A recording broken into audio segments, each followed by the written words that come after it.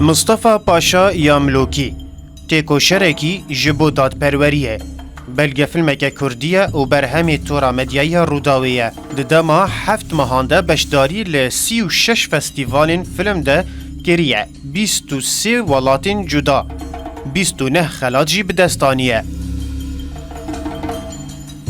Film behsa Mustafa Paşa Yamlokî dike demekê dibe endam û piştre dibe serokê dadgeh ya bilind ya yekeya serbazî li piştî cengayekê ya cîhanê li Stenbolê dest bi wê yekê dike ku derbarê dosya jînosayda gelê Ermenî de lêkolînan dike.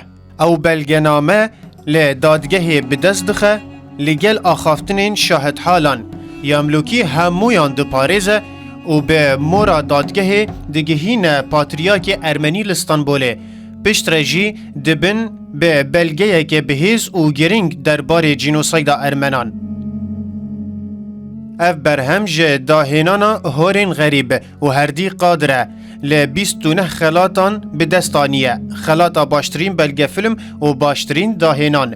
Ji wana jî xelata baştirîn belgefilm li Festîvala Navdewletiya Filma Vîetnam û Festîvala Navdewletiya Filma Kurosawa li Yabanê. Di filmê de kar ji bo yekê tê kirin ku mijareke bi awayekî cuda dixe pêş.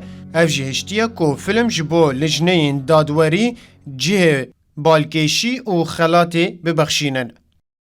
ئەو شێوازە هونەریەی کە شێوازێکی تەقلیدی نییە کە دۆکومنتەکان هەر بەو شێوازە تەقلیدیە پیشان بدرێ هەوڵمان ناوە لە شێوەی دروستکردنەوەی کەسایەتی مستەفا پاشا یاملۆکیەوانێ دۆکومنتەرەکان پیشان بین و ئەو دادگایە دروست بکەینەوانێ کە ئەو کاتە ئەو سەرەتا جێگر بۆ دوای بوو بە سەرۆکی دادگای باڵای یەک لە دوای جەنگی جیهانی یەکەم.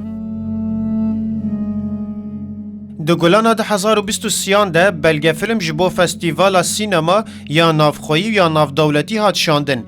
Bi dehan festîval hat wergirtin û çûye beşa pêşbirkê. Herdî qadir amaje bo yekê dike her ji destpêka damezrandina beşê belgefilma tora medyayî ya Rûdawê giringiyeke mezin bi mêjûya Kurdistanê hatiye dayîn.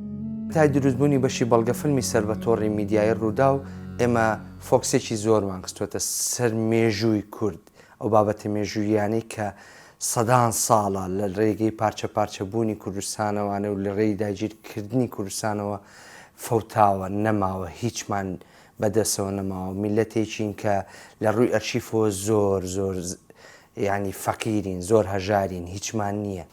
حد الإمكان توانیومانە ئەو بابەتانە وەک ڕزگارکردن وەک فریاد ڕەسێک بڕێن بەدەمیانەوانێ و هەوڵی پاراستن و هێشتنەوەیان بین.